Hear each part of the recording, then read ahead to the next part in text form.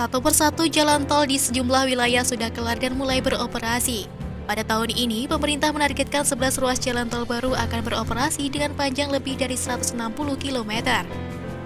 Kepala Badan Pengatur Jalan Tol atau BPJT Kementerian PUPR Danang Parikesit pun mengatakan, sebanyak 5 ruas tol selesai dibangun sejak Januari hingga Agustus 2022. 5 ruas tol tersebut antara lain Cilenyi Sumedang Dauan atau Cisumdawu seksi Cilenyi Pamulihan sepanjang 11,4 km. Binjai Langsa seksi Binjai Stabas sepanjang 11,8 km. Manado Bitung seksi Danau Wudu Bitung sepanjang 13,43 km. Lalu Sigli Banda Aceh seksi Silemem Janto sepanjang 6,35 km. Dan yang terakhir Cibitung Cilincing seksi Telaga Asih Tarumajaya sepanjang 24,45 km. BPJT pun mengatakan terdapat 6 ruas tol yang rencana penyelesaian konstruksi dapat selesai hingga akhir tahun 2022.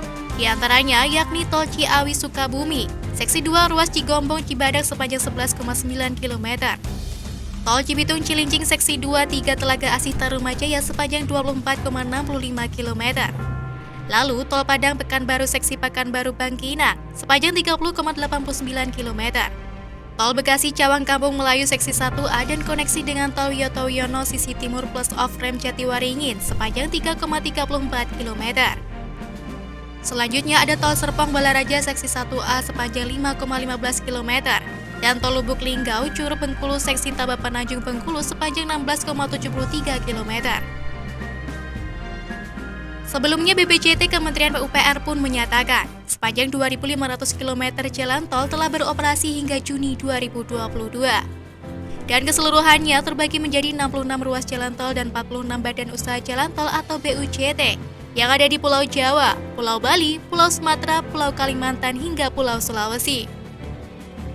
Total ruas tol tersebut merupakan akumulasi dari ruas tol yang tuntas dan dioperasikan pada periode 1978 hingga 2014.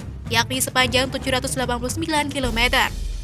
Periode 2015 hingga 2019 sepanjang 1.298 km.